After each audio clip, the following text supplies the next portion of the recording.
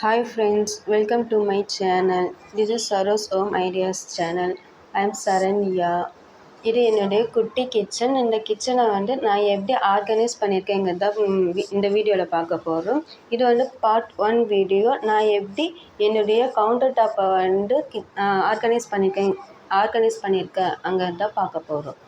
First enter ஆனோடனே right side பார்த்திங்கன்னா மேலே வா வாட்டர் இது வச்சுருக்கோம். அதுக்கு கீழே அப்படியே பார்த்திங்கன்னா சுவிட்ச் பாக்ஸ் இருக்குது. இந்த வாட்டர் டேங்க்லேயே இந்த மாதிரி ஆர்கனைஸ் பண்ணி எல்லாம் போட்டு இங்கே நான் கிச்சன் இதுக்கு யூஸ் பண்ணுறேன், அடுப்பங்கரைக்கு யூஸ் பண்ணுறேன், துணியெல்லாம் போட்டு மாட்டி வச்சுருக்கேன். இங்கே நான் யூஸ் பண்ணுறேன் இந்த பில்லர்.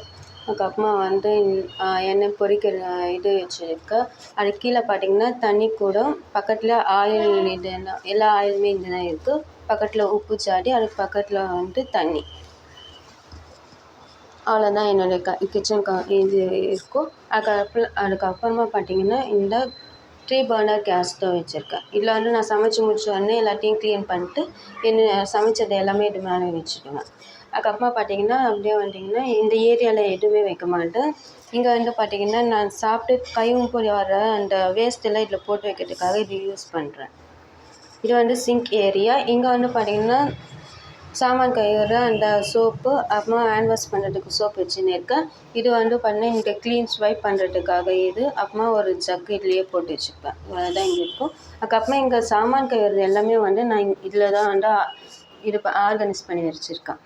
இதில் எல்லாமே தண்ணி எல்லாமே வடிஞ்சிருக்கு. அப்புறம் அந்தந்த பாத்திரத்தை அதனுடைய ப்ளேஸில் ரீப்ளேஸ் பண்ணி வச்சுட்டுவோம். அதுக்கப்புறமா கிச்சன் கவுண்டர் டாப் மேலே எந்த திங்ஸுமே வைக்க மாட்டேன்.